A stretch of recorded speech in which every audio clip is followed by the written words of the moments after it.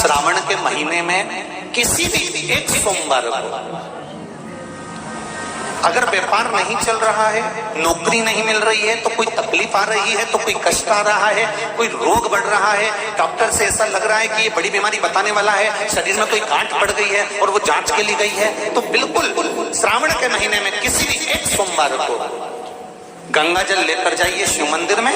शंकर जी के मंदिर में थोड़ा सा गंगा जल नंदी को समर्पित कर कर, थोड़ा अशोक सुंदरी को समर्पित कर कर, थोड़ा गणेश और कार्तिकेय को समर्पित कर कर, थोड़ा सा गंगा जल जया विषहारा शामरी बारी दौतली और देव को समर्पित कर कर, थोड़ा सा गंगा जल शिवलिंग पर समर्पित कर दो। उस गंगा जल को वापिस झेल कर लेकर आओ। 3 दिन तक लगातार उस गंगा जल को पीना प्रारंभ करो। उसके बाद जांच के लिए आप कहीं पर भी जाइए, बाबा कृपा जरूर करेगा, ये निश्चित। ये शिवलिंग जलाधारी, यहां से जल अशोक सुंदरी के पास में से नीचे की ओर गिर रहा, ठीक है। बेलपत्र नहीं है आपके पास चढ़ाने के लिए, मत चढ़ाओ। जल नहीं है चढ़ाने के लिए, मत चढ़ाओ। अक्षत नहीं है चढ़ाने के लिए, मत चढ़ाओ। पुष्प नहीं है शिव जी को चढ़ाने के लिए, मत चढ़ाओ। शमी पत्र नहीं है, मत चढ़ाओ। पर किसी शिवालय में, किसी शंकर के मंदिर में अगर तुम गए हो, तुम्हारे पास में कुछ भी नहीं है, जो भी भगवान का दर्शन तुमने किया है, तो यहां से जो पानी नीचे गिरता है, उस गिरने वाले स्थान पर मात्र अपने हाथ का 3 बार स्पर्श कर कर बाबा से दिल की बात कहकर आ जाओ, तो उनकी मुराद बाबा पूर्ण कर देता है। वो सहज प्रसंग है। पहला दिन एक बेलपत्र शिव को अपनी मनोकामना कर कर, रोग धोग बीमारी तकलीफ कष्ट दूर करने के लिए शंकर के शिवलिंग पर अगर बन सके तो मंदिर में, आप लोग तो यहाँ हैं तो देवाधिदेव महादेव कंकर शंकर को चढ़ाओ। और अगर बेलपत्र नहीं हो तो बेलपत्र जो चढ़ी हुई हो उसी को धोकर वापिस चढ़ाओ। वापिस। और सावन का महीना है, दिल से बाबा को ले जाए।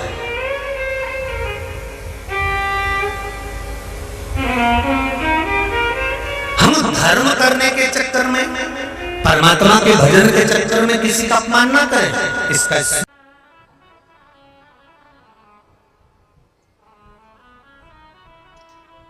जब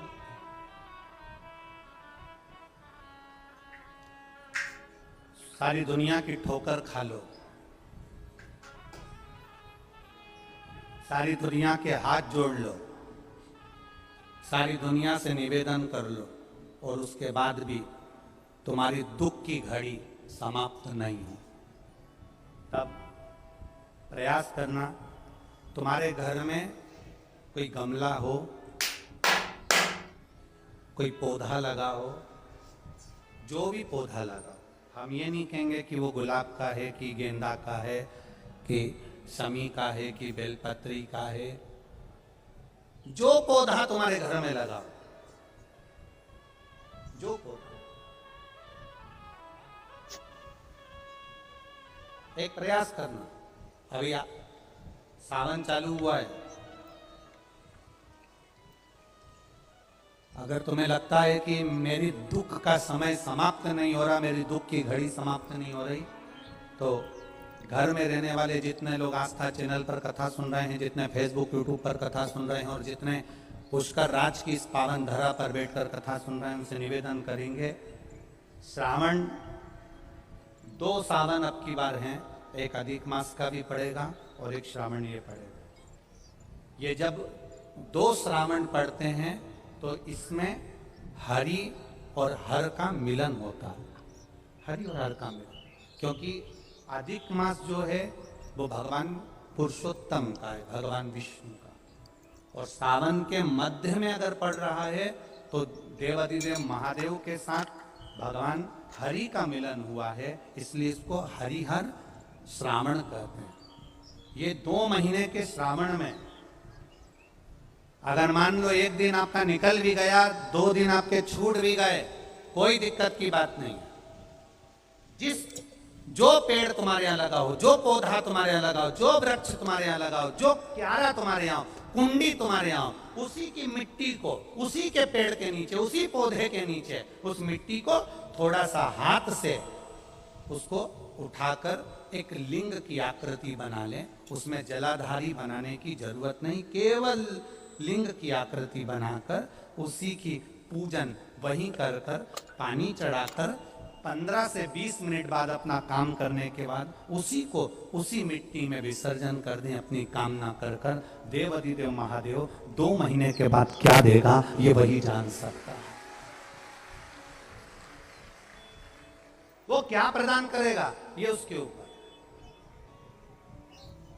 देख लिया हमने, बहुत बहुत प्रयास कर देख लिया, सारी दुनिया का हमने प्रयोग कर देख लिया। इनसे भी पूछा, उन्होंने कहा वाशरूम इधर बना दो, वास्तु शास्त्री ने कहा ये बना दो, ज्योतिषाचार्य ने कहा ये बना दो, उन्होंने कहा ये बना दो, उन्होंने कहा वो बना दो। हमने दुनिया का काम कर देख लिया, हाथों की अंगूठियां बदल कर देख ली, नग आभूषण बदल कर देख लिए, सोने की दिशा बदल कर देख ली, सीढ़ियों की दिशा बदल कर देख ली। अब जब सारी दिशा बदल कर देख ली, सारा काम कर देख लिया, उसके बाद भी अगर हमारी ग्रह दशा नहीं सुधरे, हमने सबके दरवाजे जाकर देख लिया, देवी देवता उनके भी धोख के देख लिया, पर जब भी अगर हमारी दशा ना सुधरे तो फिर कहीं मत जाना, महादेव के चरणों में जाकर बस उसकी आराधना में लग जाना, हो जाएगा।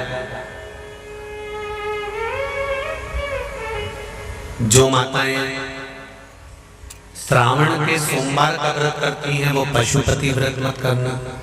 जो श्रावण के सोमवार का व्रत नहीं करती हैं वो पशुपति व्रत कर सकती हैं, उनको पशुपति व्रत करने का मना नहीं। पर यदि श्रावण का व्रत आप पहले से करते आ रहे हो, श्रावण महीने का व्रत करते आ रहे हो, या श्रावण के महीने में तुम सोमवार करते आ रहे हो, तो फिर पशुपति व्रत ना करते हुए इसको 1 महीना, भले 2 हुए हो, 3 हुए हो, 4 हुए हो, रोक दो। फिर अगला जब श्रावण पूर्ण हो जाए फिर जो सोमवार आए फिर चालू कर दो। पर अगर श्रावण का व्रत करते हो तो, और अगर श्रावण का व्रत नहीं करते हो तो पशुपति व्रत चालू है, मना नहीं। श्रावण के महीने में जल चढ़ाने के पात्र 2 कर दो। कितने पात्र कर लो? जम के बोलो, 2 पात्र कर लो, भले 2 हाथ में लेकर मत जाओ, एक के ऊपर एक कलश लेकर जाओ। उसका कारण क्या है? शंकर भगवान ने मां पार्वती के सम्मुख में गंगा का आवाहन करा था, तो गंगा जी ने आकर पूछा था, स्वामी जब पार्वती आपके नजदीक में विराजमान है तो मुझे बुलाने का कारण क्या था? भगवान शंकर कहते हैं, श्रावण का महीना प्रारंभ हो रहा है, जब मेरे ऊपर सृष्टि का भार आएगा तो मुझे गंगा और पार्वती दोनों की जरूरत पड़ेगी। जब घर में विवाह आता है, शादी आती है, कोई फंक्शन आता है, कोई मेहमान आते हैं, तो थोड़ी ड्यूटी बढ़ जाती है। रोज 8 बजे उठते हो, पर शादी रहती है तो कितनी बजे उठना पड़ता है? सुबह 6 बजे, 7 बजे। यहाँ पर भी आप रोज अपने घर पर उठते होगे 8 बजे तक, 7 बजे तक, पर यहाँ तो तुम जब सो रहे होगे तो सवेरे कब हो जाती है और रात कब हो जाती है तुम्हें नहीं मालूम पड़ता होगा कि कब रात होगी कब सुबह होगी। लोग ढोलक पीते 11, 12, 1 और तुम्हारी लग गई झपकी और बज गई 3:30, सब लग गए लाइन में नहाने और तुम भी भगी जल्दी से नहाने। अब नहाने भी कहाँ जाए तो माता इतनी चतुर, उन्हें का बरसती हो रही है जल की। भगवान भी सोच समझ के पानी गिराता था, 3 बजे से गिराना चालू करता था 6 बजे तक। उस बीच में भगवान को भी मालूम है मिश्रा जी कहाँ से नल लाएगा, इसलिए उन्होंने चारों तरफ से पानी गिराया। बोलो सही है कि गलत है?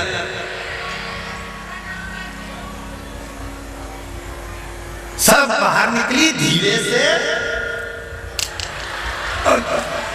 इतनी चतुर राम जी, गजब की चतुर लोग आया है, गजब।